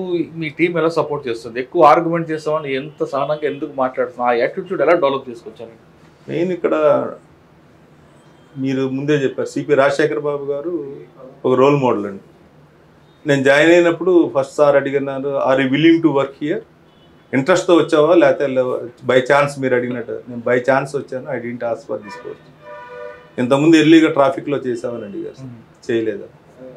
నీకు ఇంట్రెస్ట్ లేదంటున్నావు, బై ఛాన్స్ వచ్చాను అంటున్నావు, కాబట్టి అన్ని ఉద్యోగాలు అందరూ చేస్తారు, ట్రాఫిక్ అన్న చాలా ఇంట్రెస్ట్ జాబ్, నేను తర్వాత నీతో మాట్లాడతానని he motivated me. CP sir motivate చేశారు. చేసిన తర్వాత నువ్వు ఏ రకంగా కావాలన్నా నేను సపోర్ట్ చేస్తాను. ఎప్పుడైనా కానీ మనం ఎక్కడన్నా కానీ నువ్వు లాండ్ ఆర్డర్లో you have left your foot prints, ట్రాఫిక్లో కూడా నీ ఫుట్ ప్రింట్స్ కూడా వదిలి వెళ్తే బాగుంటుంది అని చెప్పి సార్ చెప్పడం జరిగింది. కాబట్టి అంతా చేయాలంటే ఒక్కడి వల్ల సిపి సార్ వల్ల ఒక ఏడీసీపీ వల్ల అవుతుంది. టీం అంతా కూడా ఒక తాటి మీదకి రావాలి. ఫస్ట్ టీమ్ స్పిరిట్ అన్నది కావాలి, టీం వర్క్ కావాలి. కాబట్టి అందరు ఆఫీసర్స్ ఎవరికి వాళ్ళకి బౌండరీస్ ఉంటాయండి, ఇన్స్పెక్టర్స్కి ఎస్ఐస్కి వాళ్ళకి. ఆ రకంగా ఉంటే పక్కన ఏం జరిగిన వీడు వెళ్ళాడు, ఇక్కడ ఏం జరిగిన వాడు రాడు. కాబట్టి టీం వర్క్ కావాలి. కాబట్టి ఐ థాట్ దట్ ముందు ఇలాంటి ట్రాఫిక్ ఇలాంటి విజయవాడని ఫేస్ చేయాలంటే టీం వర్క్ కావాలి. నాకు 11 మంది ఇన్స్పెక్టర్స్ ఉన్నారండి, అదేవిధంగా 20 మంది ఎస్ఐస్ ఉన్నారు, 220 మంది సిబ్బంది ఉన్నారు. తక్కువ సిబ్బంది కానీ ఎక్కువ వర్క్ చూపించాలి. సిపి సార్ ఏ సపోర్ట్ అంటే ఆ సపోర్ట్ అండి. అది ఎందుకంటున్నా అంటే ఏ సపోర్ట్ అంటే ఆఫీసర్ అని పొగట్టడం కాదండి. జనరల్ ట్రాన్స్ఫర్స్ వచ్చినాయి. ట్రాన్స్ఫర్స్ చేస్తే ఇక్కడ చాలా ఈవెంట్స్ మేము చేసామండి, దగ్గర 26 ఈవెంట్స్ అంత సిటీలో. ఇంత హార్డెన్ అయిపోయి ప్రోస్ అండ్ కాన్స్ ఫేస్ చేసిన సిబ్బంది 5 years 6 years దాటిపోయిన వాళ్ళు ఉన్నారు, బాగా చేసేవారు. వాళ్ళందరూ వెళ్ళిపోతే మళ్ళీ కొత్త వాళ్ళు వస్తే ఆ ట్రాఫిక్ వాళ్ళని ట్రైన్ చేయడం కానీ వాళ్ళతో చేయించడం కానీ హైలీ ఇంపాసిబుల్ అండి నిత్యం ఇలాంటి ట్రాఫిక్లు. సిపి సార్ని వెళ్ళి ఇంట్రా ట్రాన్స్ఫర్స్ నాకు ఇవ్వండి అంటే, నువ్వు సెలెక్ట్ చేసుకుని మంచి వాళ్ళు అంటే ఇస్తానని చెప్తే 100 members దాకా నా ట్రాఫిక్ ఒక స్టేషన్ నుంచి ఒక స్టేషన్కి సపోర్ట్ అన్న చెప్పి ఫ్రీ హ్యాండ్ అది ఈసారి ఇచ్చారండి పోస్టింగ్స్. దానివల్ల ఏమవుతుందండి, ఏ ఈవెంట్స్ అయినా కూడా ఇక్కడ వేరే వెళ్ళొచ్చు కానీ ట్రాఫిక్ ఎలా రెగ్యులేట్ చేయాలి, కంజెషన్ వస్తే ఎలా క్లియర్ చేయాలి, ఇంటర్వెన్షన్స్ ఎలా తీసుకురావాలి అన్నది వీళ్ళకి తెలుసండి. నిష్ణాతులు అయిపోయి ఉన్నారు అంతా, ట్రైనింగ్ మొత్తం అందరం అయిన తర్వాత. కాబట్టి ఎలాంటి ఒడిదుడుకులు వచ్చినా ఫేస్ చేయగలుగుతున్నాం. అదే మీరు ఆలోచన 100 మంది బయటికి వెళ్ళిపోయి 100 మంది కొత్త వాళ్ళు వస్తే లాండ్ ఆర్డర్ నుంచి రూరల్ నుంచి అన్ని చోట్ల నుంచి వాళ్ళతో ఏం ఉద్యోగం చేయగలను నేను. ఇన్స్పెక్టర్స్ ఎస్ఐస్ చాలా ఇబ్బంది వస్తుంది. అది పరిస్థితి. అంటే అది ఒక సపోర్ట్. విజన్ చాలా ఎక్సలెంట్ విజన్ ఉంటుంది. టెక్నికల్గా సార్ చాలా సౌండ్ అండి. నేను టెక్నాలజీ, నేను ఓల్డ్ ఆఫీసర్ని కాబట్టి నాకు అంత కాదు. అది కూడా సార్కి చెప్పడం జరిగింది. నో నువ్వు అలా అనకు, నేను ఉన్నాను కదా నీకెందుకు అని చెప్పి ఈ అస్త్రం అన్న యాప్ తీసుకురావాలి. 15 minutes అస్త్రం అన్న యాప్ గురించి కూడా చెప్పాలి. Actionable intelligence for sustainable traffic management అని. ఆగస్ట్ అయిందండి, సెప్టెంబర్ 1st week వచ్చేసరికి ఫ్లడ్స్ వచ్చేసినాయండి. అయిన తర్వాత సార్ ఈ యాప్ తీసుకురావడం జరిగింది. తీసుకొచ్చి దాంట్లో ఏం చేశారు, 15 minutesకి అలర్ట్స్ వస్తాయండి. 84 centers విజయవాడలో మెయిన్ సెంటర్స్ ఐడెంటిఫై చేశారు. దాంట్లో 300 meters కన్నా బిలో ఉంటే మోడరేట్ అని, 300 to 500 అయితే హై అని చెప్పి, 500 బియాండ్ అయితే సివియర్ అని. ఎవ్రీ 15 minutes రావడం వల్ల ఎక్కడైనా కానీ మనకి ట్రాఫిక్ కంజెషన్ అది సివియర్ కానీ హై కానీ వస్తే ఆ పాయింట్లో ఏమవ్వాలండి, 4 వైపులా జామ్ అన్ అవ్వాలి. నెక్స్ట్ ఎక్కడైనా కానీ యాక్సిడెంట్ అవ్వచ్చు, ఎవరన్నా కొట్టుకుంటూ ఆగిపోవచ్చు. ఇలాంటివన్నీ క్యూరియస్ పబ్లిక్ ఉంటారు, ఆన్లుకర్స్. వెంటనే మనం మొబైల్స్ పంపిస్తాం అనమాట. ఇది ఎప్పుడైతే యాప్ ఉందో అది, ఈ యాప్ని సార్ ఇంకా దాంట్లో ఇన్సైట్స్ తీస్తూ ఇలా కాదు, ఇంకా మనకి 84 సెంటర్లు కూడా ఇంత పెద్ద విజయవాడ నగరానికి కార్నర్స్ కూడా ఉన్నాయి కదా, నీ 84 సెంటర్స్ బై రూట్స్ అన్నీ కూడా కలిపి ట్రాఫిక్ అంబాసిడర్స్ అని ఒక సిస్టమ్ పెడదాం అంటే ఒక 413 మందిని ఐడెంటిఫై చేస్తే సార్ మీటింగ్ పెట్టారు. పబ్లిక్ అండి, అంటే వాళ్ళు రెగ్యులర్ కమ్యూటర్ అవ్వచ్చు, ఆటో డ్రైవర్ అవ్వచ్చు, పెట్టి వెండర్ అవ్వచ్చు, షాప్ ఓనర్ అవ్వచ్చు, బిజినెస్ మ్యాన్ అవ్వచ్చు, ఎవరైనా సరే చేసి వీళ్ళందరినీ కూడా గూగుల్ మ్యాపింగ్ చేయించారండి. మీరు గూగుల్ మ్యాపింగ్ చేయించినప్పుడు ల్యాడ్స్ తీయడం జరిగింది. ఎక్కడైతే గ్యాప్స్ ఉన్నాయో అక్కడ మళ్ళీ ఒక 20 మందిని మళ్ళీ ఎన్రోల్ చేసుకోవడం జరిగింది. అప్పుడు వాళ్ళు ఏం చేస్తారంటే వెంటనే నాకు టెలిగ్రామ్ బాట్ యాక్సెస్ ఇవ్వడం జరిగింది. దాంట్లో వాయిస్ మెసేజ్ కానీ అక్కడ ఒక ఫోటో తీసి ఇక్కడ ఇలా జామ్ అవుతుంది సార్ ఇక్కడ అని చెప్పి వాయిస్ మెసేజ్ చెప్పగలరు. కంజెషన్ అలర్ట్స్ అంటే ఇలా ఉంటాయి సార్, ఒకసారి మీరు కూడా చూస్తారండి. ఇప్పుడు లాస్ట్ టైం అంటే 1:15 గంటకి అంటే ఎక్కడా కూడా మనకి కంజెషన్స్ లేవండి. 128 ఇవన్నీ మోడరేట్గా ఒకవేళ ఎక్కడన్నా హై వచ్చింది మీకు చూపిస్తాను, టైం చూద్దరు కానీ. ఇదిగోండి 400 మీటర్లో service road towards Netaji bridge దగ్గర అని వచ్చిందండి. ఏ టైంకి వచ్చిందండి? 10:45కి. ఇక పక్కన క్లిక్ చేస్తే మనకి గూగుల్ మ్యాప్ వస్తుందండి. మనం ఎక్కడ ఏ ఏరియాలో మనకు కనిపించింది అన్నది చూపిస్తుందండి. ఆ కంజెషన్ ఎందుకు ఉన్నది వెంటనే మనోడు అక్కడ రషప్ అయిపోయి వెళ్ళి అది అటెండ్ అవుతారండి. తర్వాత అక్కడ ఏమైంది అన్నది మనము అక్కడ కంజెషన్ అలర్ట్ వచ్చింది కదండి, ఇన్సిడెంట్ అలర్ట్స్లోకి వెళ్తాం. ఇక్కడ చూడండి, ఒక ధర్నా జరుగుతుంది ధర్నా చౌక్ దగ్గర, కాబట్టి ట్రాఫిక్ డైవర్షన్ పెడతాం. ఇక్కడ కొంత కంజెషన్ వస్తుంది, అది ఫోటో తీసి ఈ టెలిగ్రామ్ బాట్లో ఇన్సిడెంట్ అలర్ట్స్లో పెడతాడండి మా వాడు. ఇది దానికి కర్లేట్ అవుతుంది అనమాట. ఓకే, అర్థమైందండి. అలా ప్రతి దానికి అనమాట అండి. ఇది యాక్సిడెంట్ ఏదో అయి ఉంటుంది, కారు మధ్యలో ఆగిపోయింది, బ్రేక్ డౌన్. ఇప్పుడు కాబట్టి అటు ఇటు ట్రాఫిక్ వెళ్ళదు కదండి, ఆటోమేటిక్గా ఆగిపోతుంది. ఇమీడియట్గా మన వాళ్ళు వెళ్ళి న్యూట్రల్ చేసి దీన్ని పక్కకు తీయడం, కానీ అవ్వకపోతే టోయింగ్ వెహికల్ తీసేదాకా ఆగుతుంది. కాబట్టి ఇందులో సింగిల్ లైన్ వెళ్ళగలిగితే అక్కడ మనం రెగ్యులేట్ చేస్తే సింగిల్ లైన్ పంపిస్తాం టిల్ ఇట్ ఈస్ రిమూవ్డ్ అండి. సార్ ఇప్పుడు ఈ సెంటర్లో ఈ ప్రాబ్లం ఉంది కదా, ఈ ప్రాబ్లం ఉంది కాబట్టి కారు ముందు కానీ కారు వెనక వైపు ముందు ఇంకా ఏముండదు కదండి, వెనకాల వైపు అండి. సార్ వెనక కానీ వాళ్ళకి వస్తున్న వాళ్ళకి ట్రాఫిక్ అలర్ట్ వెళ్తుందా? వాళ్ళకి వెళ్ళదండి. ఈ ప్రాబ్లం మనకు రాగానే ఏం చేస్తాండి, ఒకవేళ ఇక్కడ కంజెషన్ అయితే నాకు పాసిబిలిటీ లెఫ్ట్ కి తీసుకుని అక్కడి నుంచి ఈ మచిలీపట్నం రోడ్ లో కనుక పంపించడానికి ఛాన్స్ ఉంది అనుకోండి, అక్కడ పెట్టి ఉన్నాయి నేను డైవర్ట్ చేసేస్తాను. దాంతో ఏముంది, అక్కడ కంజెషన్ తగ్గుతుంది. మీన్ వైల్ ఒక టీం ఏం చేస్తుందంటే దీన్ని రిమూవ్ చేస్తుంది. వారధి మీద ఆగిపోతే కష్టం కాదు, వారం మీద ఇన్స్పెక్టర్ గారు ఉన్నారండి, ఆయనకి టూల్ కిట్ ఉంటుందండి, 2 బెల్ట్లు ఉంటాయండి. అవ్వగానే వెంటనే వెళ్ళి దాన్ని ఇంకా వేరే లారీతో కట్టి తీయడం కానీ, అది కూడా అవ్వకపోతే ఒక క్రేన్ తీసుకొచ్చి తీయడం కానీ అది జరుగుతుంది. ఈలోగా సింగిల్ లైన్ మెయింటైన్ చేయడం.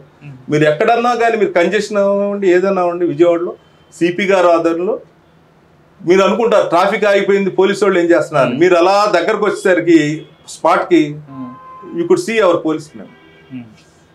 అంటే వాళ్ళు అటెండ్ అవ్వబట్టే మీకు ఆ మాత్రం అన్నది, వాళ్ళు లేకపోతే ఇంకా దారుణంగా ఉంటుంది.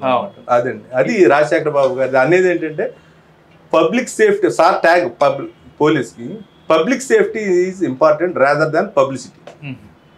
అదే కరెక్ట్, మాస్ పబ్లిసిటీ ఇంపార్టెంట్. అది రాజశేఖర బాబు గారి కోట్. ఓకే, సరే టెక్నాలజీ ఎలా వాడుతున్నారు, ఇంకా ఏం చేస్తున్నారు? మీకు ఈవెంట్స్ చెప్పాను కదండి, ఇది అయిపోయిన తర్వాత అస్త్రం ట్రాఫిక్ అంబాసిడర్స్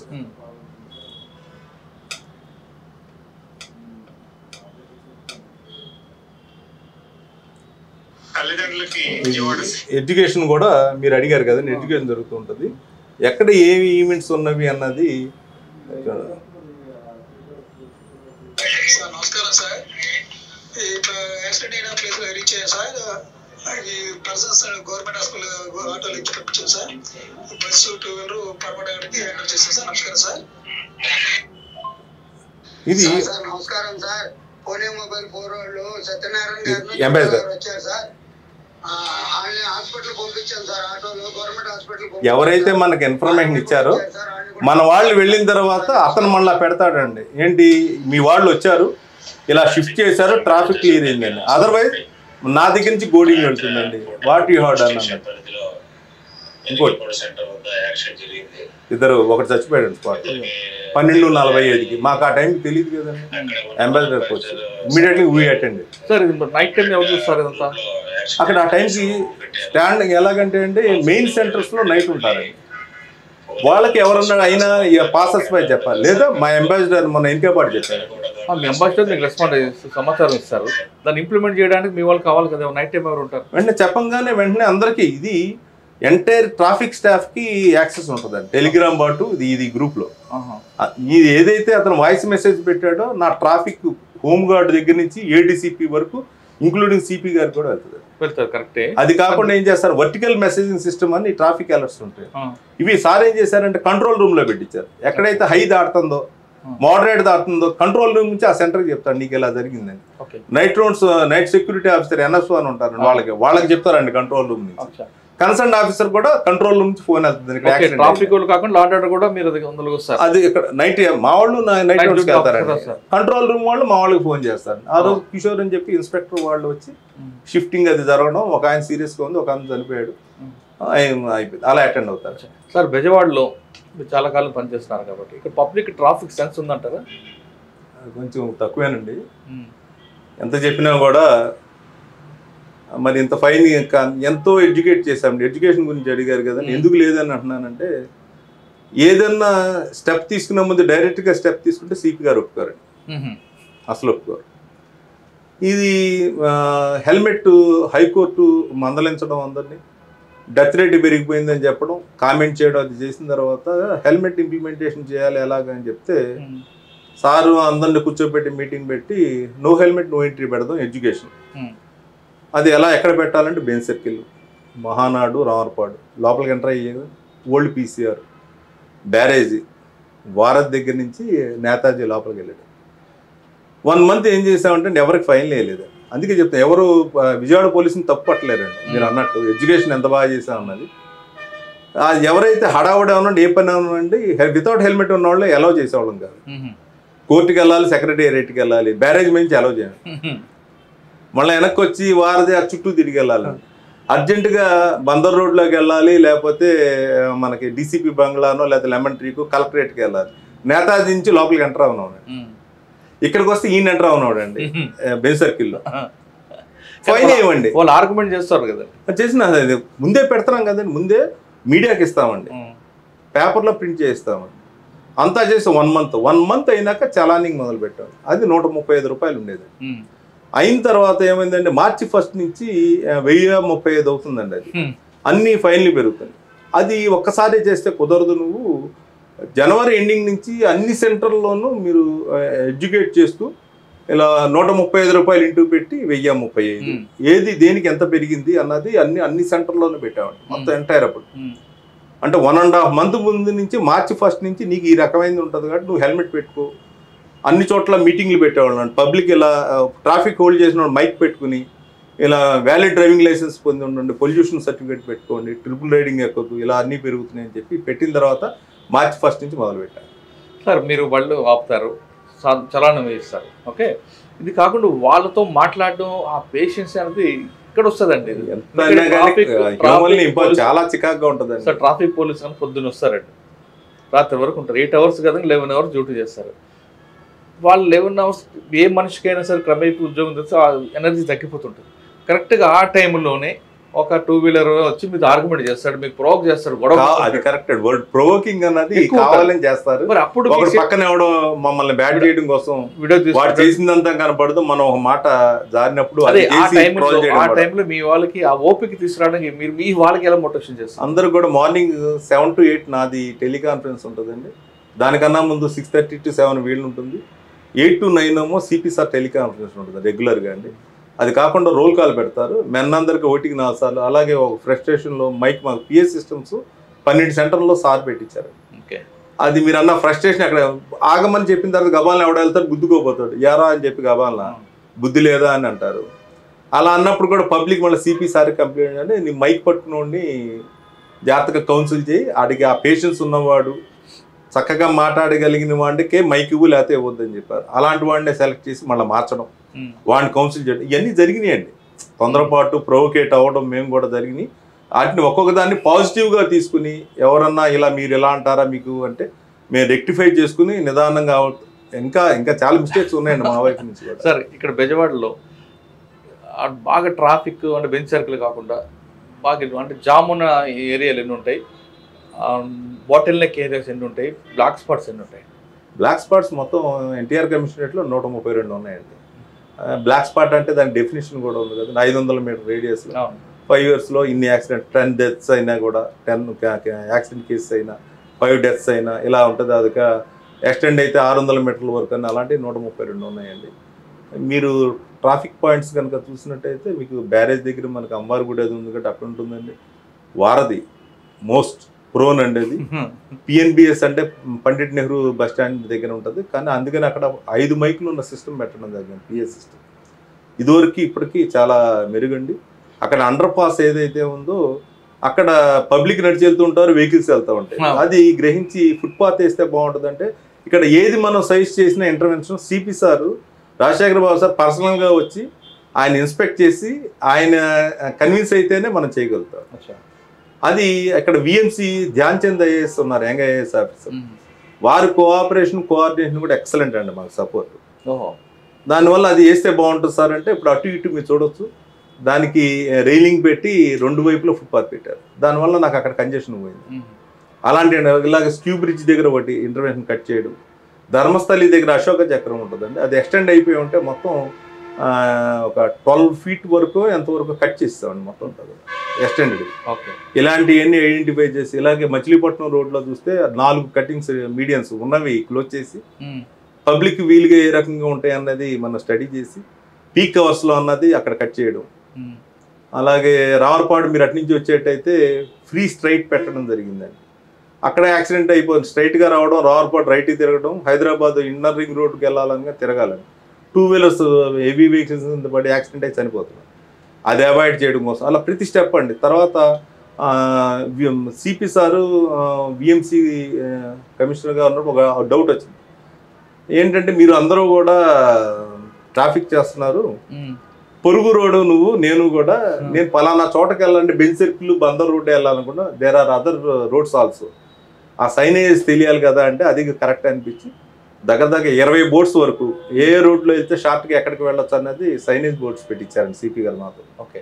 ఏ ఫంక్షన్ జరిగినా ఇక్కడ మీరు బెంచ్ సర్కిల్ చూడొచ్చు, ఎడ్యుకేషన్ ట్రిపుల్ రైడింగ్ చేయొద్దని చెప్పి, నానా నువ్వు నాకు కావాలని చెప్పి, సెల్ ఫోన్ డ్రైవింగ్ వద్దని అన్నీ ఉంటాయండి, సెల్ఫీ పాయింట్స్తో సహా, హెల్మెట్ వేర్ చేయమని, ఇలాంటివన్నీ అన్ని సెంటర్లో ఉండాలని చెప్తారండి. అలాగే లాస్ట్ టైం దసరా అయింది, భవానీ దీక్ష ఎంటైర్ సిటీ ట్రాఫిక్ ఎడ్యుకేషన్తో ఉంది.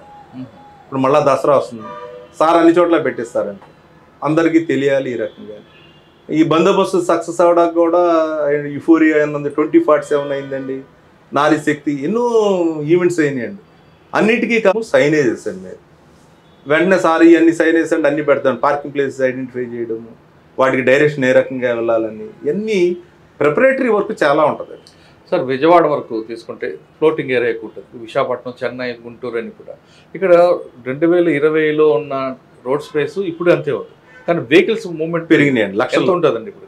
ఇప్పటికి రోజుకి దగ్గర మోర్ దాన్ 1,50,000 అంత ఉంటాయండి. ఫర్ ఎగ్జాంపుల్ ఇక్కడ మీరు బెంచ్ సర్కిల్ చూసినట్టయితే in and around 67 colleges and high schools ఉన్నాయి, 47,000 స్టూడెంట్స్ ఉన్నారండి, 113 బస్సులు ఉన్నాయండి. మార్నింగ్ 9 and 10 అవే వస్తాయండి, ఈవినింగ్ 4:30 నుంచి 6:45 వరకు ఇవన్నీ వెళ్ళాలండి, పీక్ టైం అందరూ వచ్చేది. అది కాకుండా హైకోర్టు ఉంది, హానరబుల్ జడ్జెస్ 12 మంది, సీజే గారు కూడా విజయవాడ సిటీలో ఉంటారు. వీళ్ళందరినీ ఇబ్బంది లేకుండా హైకోర్టుకి పంపాలండి, వచ్చేటప్పుడు కూడా వాళ్ళందరినీ తీసుకోవాలండి, రెగ్యులర్ ట్రాఫిక్ ఆపి పంపాలి. ఎయిర్పోర్ట్కి వెళ్ళే వాళ్ళు ఉంటారు, వివిఐపీలు ఉంటారు, ఎంఐపీలు అంటే ఆనరబుల్ సీఎం గారు, హిజ్ ఎక్సలెన్సీ గవర్నర్ గారు ఈరోజు కూడా ప్రోగ్రామ్, వీళ్ళందరికీ కూడా హ్యాజిల్ ఫ్రీ ట్రాఫిక్ ఇవ్వాల్సి వస్తుంది. ఒక పక్కన పబ్లిక్ సఫర్ అవ్వకూడదు కాబట్టి కొత్త ఇన్నోవేషన్స్ అండి. సార్కి పబ్లిక్ ఎందుకు ఆపుతున్నామో తెలియట్లేదు కానీ ప్లకార్డ్స్ పెట్టించేవాళ్ళు, ఏంటంటే VIP movement is head, please bear with us. Okay. అంటే వాడికి అర్థం అవుతుంది, అంటే యాక్సిడెంట్ అయితే ఎందుకు ఆపాడో తెలియదు కదండి, అలా బోర్డ్స్ పెట్టించడం, అలా అన్ని రకాలుగా ఎడ్యుకేట్ ఉన్నప్పుడు పెడతారా, ఆ మూమెంట్ ఉన్నప్పుడు కాన్షియల్ అటు తిరిగి పెడతాడండి, ఎందుకు ఆగింది అన్నది అదండి. అలాగనమాట అండి. అలా ఇన్నోవేటివ్ థాట్స్ మాకన్నా సిపి గారికి వస్తూ ఉంటాయండి, అది విజన్ వారిది, ఎడ్యుకేషన్ ఎడ్యుకేషన్ మీది. సరే, మీరు చాలా మందికి మాట్లాడుతుంటారు కదా, బాగా ట్రబుల్ మంగర్స్ ఎవరండి, ఎక్కువ ఆర్గ్యుమెంట్ చేసి డ్రంక్ డ్రైవ్ లో దొరుకుతారా, ఎక్కువ ఎక్కడ దొరుకుతుంటారండి? అంటే ఇటువంటి ఫన్ మాకు అది కూడా ఒక ఎంజాయ్ చేయొచ్చు కదా. నేను ప్రొఫెషనల్స్ ఏదైతే వాళ్ళు వైలేట్ చేస్తున్నారు, వీళ్ళు వైలేట్ చేస్తున్నారు అంటున్నారో వాళ్ళే ఎక్కువ ఆర్గ్యూ చేస్తారు. కానీ నువ్వు చాలా మందితో ఎలా ఎంతసేపు మాట్లాడతారండి? అలా అలవాటు అయిపోయిందండి అది. అయినా ఇప్పటికీ బరస్ట్ అయ్యేవాళ్ళు ఉన్నారు, మళ్ళీ వాళ్ళని కౌన్సిల్ చేయడం అలా కాదని అది అడ్వాంటేజ్గా తీసుకుని కొంతమంది ట్రాల్ చేయడం అన్నీ జరుగుతూ ఉంటాయి. అఫ్కోర్స్ పార్ట్ అండ్ పార్సల్ మాది డ్యూటీలో భాగంగానే ఎంతవరకు అందరూ అదే సహనము అలా ఉంటే సమాజం ఎప్పుడో బాగుపడిపోతుంది. మీకు పట్టుకున్న వాళ్ళు మీకు బాగా నవ్వు తెప్పించే సంఘటన గుర్తుంది? నవ్వు కన్నా కానీ బాగా తెప్పించే సంఘటనలు ఎక్కువ ఉంటాయండి. ఫోన్ల మీద ఫోన్లు తీసుకొస్తారండి, అసలు నువ్వు రికార్డు చూపించిన అంటే అది చూపించకుండా అన్ని చెప్తారండి. ఇంకో వెహికల్ రికార్డు చూడనవరు, వేరే వాడితో మాట్లాడినవరు, ఒకవేళ అదే టైంకి ఆఫీసర్ ఫోన్ చేసి అది మాట్లాడినవాడు, సార్ మాట్లాడండి సార్ బాబా అది ఇది అని చెప్పి అందరికి కూడా అదే ఎడ్యుకేట్ చేస్తాం. ఒక హెల్మెట్ పెట్టిన అంటే దొరలాగా వెళ్ళొచ్చు, హెల్మెట్ చెకింగ్ చేస్తే వెనక పారిపోయి వేరే వాళ్ళని గుద్దేస్తున్నాం, అది కూడా ఎడ్యుకేట్ చేసామండి. ఇలా చేయడం ఎందుకు, నువ్వు 1000 రూపాయలు ఫైన్ కట్టాలి, 700 రూపాయలు బిఐఎస్ మార్క్ ఉన్న వస్తుంది, అది ధరించమని. కొంతకాలం సార్ అలా కాదు మీరే హెల్మెట్లు అమ్మించండి మాట్లాడి రేటు అని చెప్పి అలా చేశారు. సార్ ఒక 500 హెల్మెట్లు ఉచితంగా పంచారండి.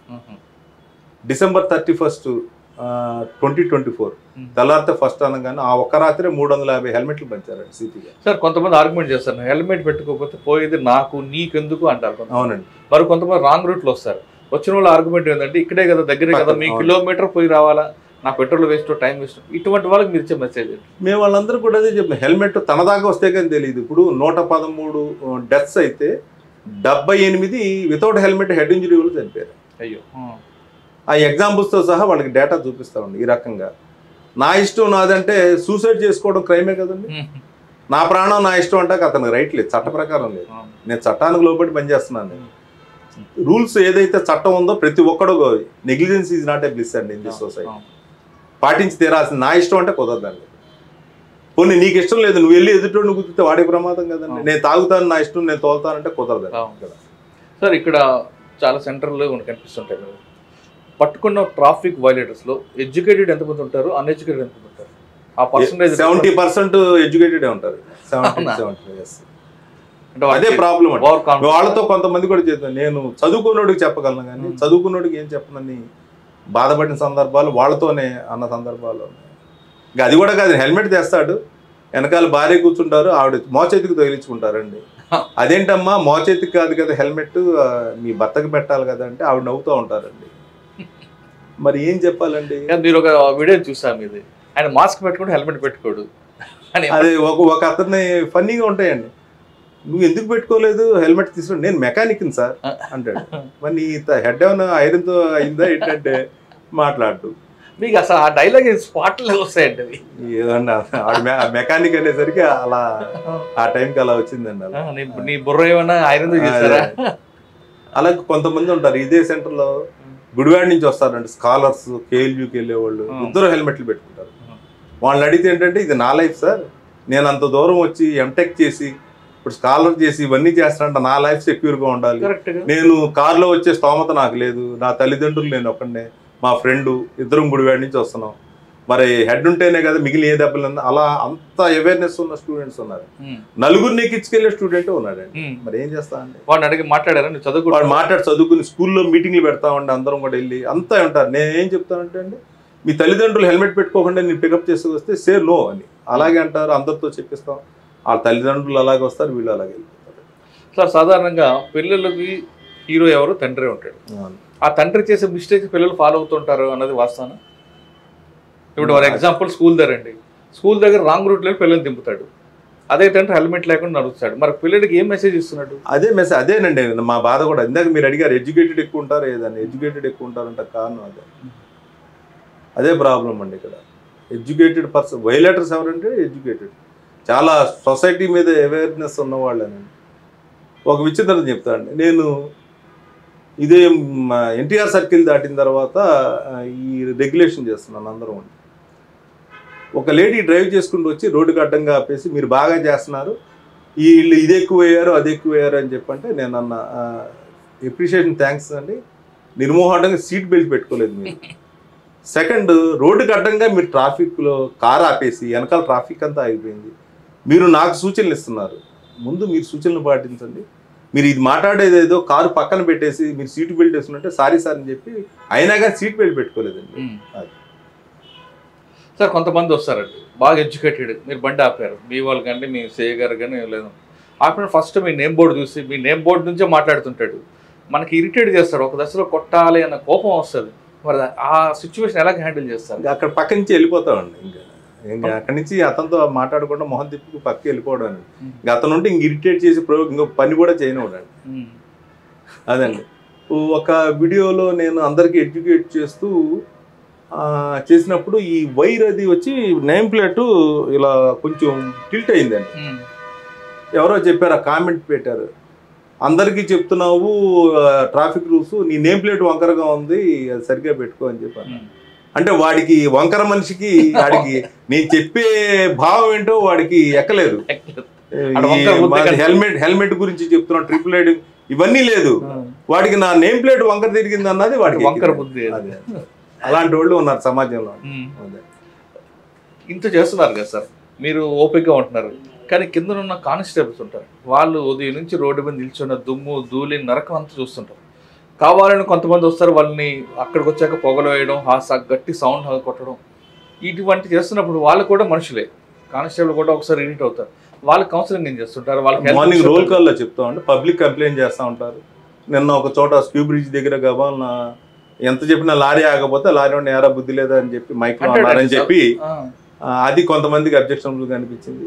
అది పబ్లిక్ ఎలా ఉంటుందంటే సార్, నేతాజీ దగ్గర ఒక రోజున నేను ఉండి ఈ స్పీడ్ బ్రేకర్లలో జామ్ అవుతుంటే ఒకడు రైట్ హ్యాండ్తో వాటర్ బాటిల్, లెఫ్ట్ హ్యాండ్తో స్టీరింగ్ పట్టుకుని సర్వీస్ రోడ్లు అని చెప్తుంటే ఒక 72 సంవత్సరాల వ్యక్తి హెల్మెట్ పెట్టుకుని 2 వీలర్ మీద వెళ్తుంటే అతన్ని హిట్ చేయబోయి అతను ఆగాడు. ఆగితే ఇతని వయసు 28 ఏళ్ళ ఉంటుంది. ఆ పెద్ద ఆయన తిడుతున్నాడు, రాంగ్గా వచ్చేయండి అనేది. I grew wild, almost all నేను కొట్టే పరిస్థితి అండి. ఎందుకు వయసుకి రెస్పెక్ట్ ఇవ్వలేదు. హెల్మెట్ చక్కగా అతని దారిలో అతను వస్తున్నాడు. మీకు ట్రాఫిక్ రూల్స్లో కూడా ఏంటంటే మెయిన్ రోడ్లో వెళ్ళేటు whoever barges the main road left and right అతను అబ్జర్వ్ చేసుకోవాలి, not the straight going person. తండ్రి వయసు ఈడు కుర్రవాడు ఒక పక్కనేమో రైట్ హ్యాండ్లో వాటర్ బాటిల్ పెట్టుకుని పెట్టి సీట్ బెల్ట్ లేదండి. అందరినీ అతని మందల నుంచి ఫైన్ వేసి పంపడం జరిగింది. పబ్లిక్ కూడా ఎలా ఉంటుందంటే ఇన్సిడెంట్ జరిగినప్పుడు కొంతమందే ఉంటారు, అతనితో మనం ఏమన్నా చేస్తుంటే కొత్తగా వచ్చిన వాళ్ళకి ఏం జరిగింది తెలియదు, but they will throw stones on police వాళ్ళని. వాళ్ళు హై హ్యాండెడ్గా చేస్తున్నారు వాళ్ళ మీద. వీడు చేసిన మిస్టేక్ ఏంటి, ఒక ఏజ్డ్ పర్సన్ సీనియర్ సిటిజన్ పట్ల రఫ్గా బిహేవ్ చేశారన్నది వాళ్ళకి తెలియదు. సార్, మీరు డిపార్ట్మెంట్కి వచ్చినప్పుడు పోలీస్కి పబ్లిక్కి మధ్యన ఒక మంచి ర్యాపో ఉండేది, మంచి వాతావరణం ఉండేది. పోలీస్ అనగానే పబ్లిక్ రెస్పెక్ట్ ఇచ్చారు. ఇప్పుడు అది క్రమేపీ తగ్గిపోవడం కారణం అనుకుంటారు, తగ్గిందంటారా పెరిగిందంటారా? చాలా తగ్గిపోయింది, డిటీరియరేట్ కంప్లీట్గా అయిపోయింది. రీజన్స్ చాలా ఉన్నాయండి, అది నేను చెప్పకూడదు ఒక గవర్నమెంట్ ఎంప్లాయీగా. తగ్గిపోవడం మాత్రం తగ్గిపోయింది. ఇదివరకు చాలా గౌరవించేవాళ్ళు, మనం గౌరవించేవాళ్ళం. ఇప్పుడు అంతా పార్టీ పరంగాను ఏదో ఇల్లు మోటివేటెడ్, అంత బ్యాడ్ థింకింగ్తో ఉంటాము అన్నీ కూడా. ఇవన్నీ ఇదివరకు అలా ఉండేది కదండి. సొసైటీ చాలా బాగుండేదండి, బోల్డ్గా ఉండేది. ఇప్పుడు బోల్డ్ పబ్లిక్ కాదండి. సార్, మరి ఇంత సర్వీస్ చేస్తున్నా పోలీస్ డిపార్ట్మెంట్ జాబ్ అనేది థ్యాంక్లెస్ జాబ్. మీరు ఎంత చేయండి వాళ్ళు ఎవరు థ్యాంక్స్ చెప్పరు. ఒక్కోసారి అనిపిస్తుంటుంది ఎందుకు రావచ్చు డిపార్ట్మెంట్లో, మీ నాన్నగారి లాగా కమర్షియల్ ట్యాక్స్ లోగో దేంట్లో వెళ్ళి బాగుంటుంది. అలా అనిపించలేదండి. ఐ లవ్ మై జాబ్, నాకు ప్యాషన్ అండి. పోలీస్ ఉద్యోగం అన్నది ప్యాషన్, పిచ్చ. అందుకే నేను ఆఫీస్కి కూడా వెళ్ళను, రోడ్డు మీద ఉంటాను. సిపి సార్ నిన్న మార్నింగ్ కలెక్టర్ గారి మీటింగ్లో కూడా చెప్పారు. ఏం చెప్తారంటే ఈరోజు దుర్గమ్మ తల్లిది దాని మీద ఈరోజు ఉదయం 29వ తారీఖున కోఆర్డినేషన్ మీటింగ్, దాంట్లో ఎంత ఎక్సలెంట్ వర్క్ చేసినా పోలీస్కి ఎవరు థ్యాంక్స్ చెప్పరు, కానీ ఒక మిస్టేక్ జరిగితే మాత్రం అందరూ కూడా. కాబట్టి సార్ ఫస్ట్ నాకు చెప్పింది ఇది thankless job, mentally prepare for that. నేను ఇన్ని చేశాను, అంత బాగా చేశాను అని చెప్పి నువ్వు అనుకుంటే no one will appreciate you.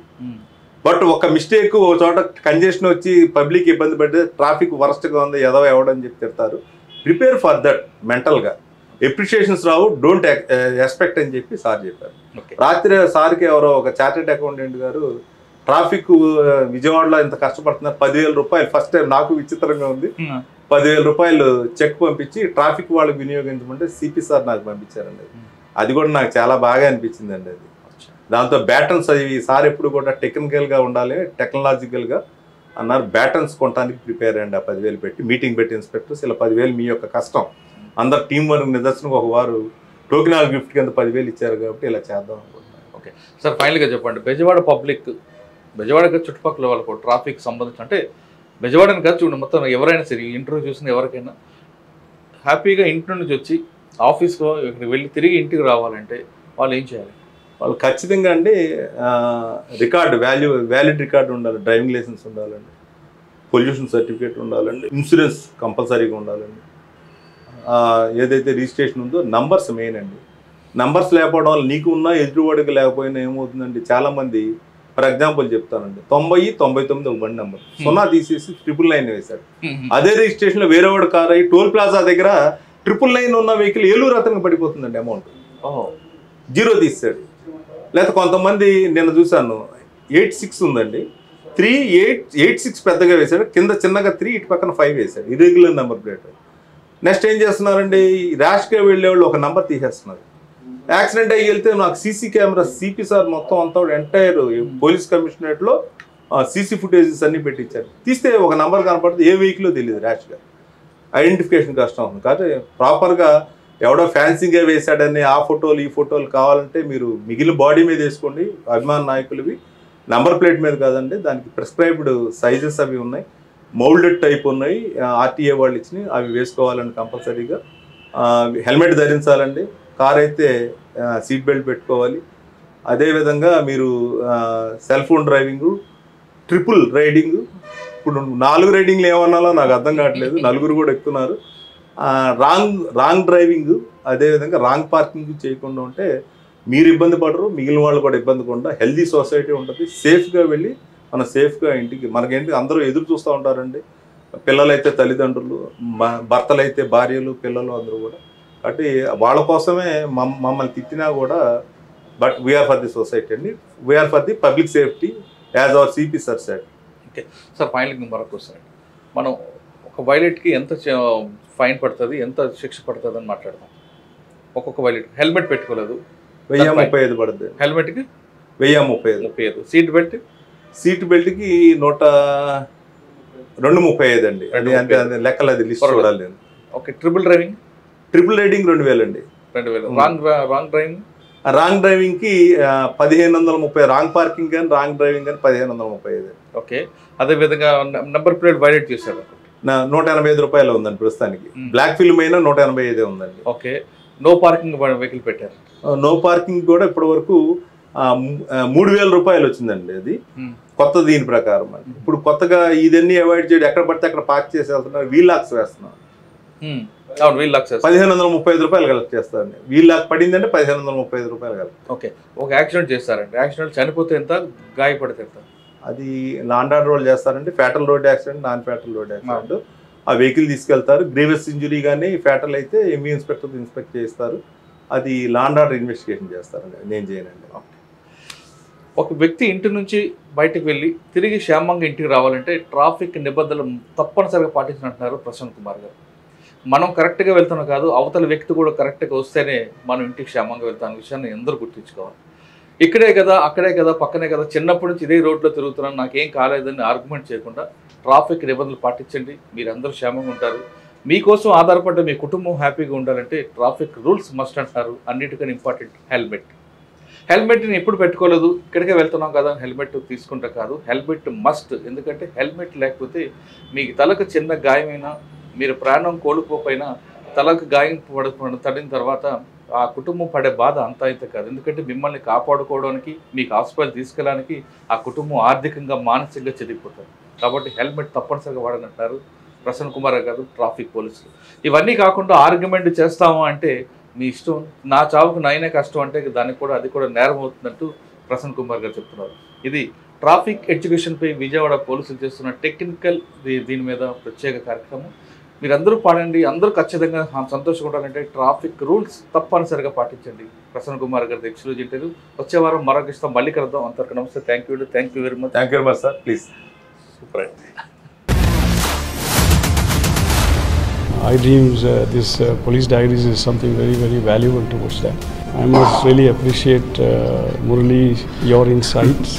iDreams founder and CEO Chinna Vasudev Reddy gartoni Muralidhar crime stories చాలా ఫేమస్ అయిపోయినావు.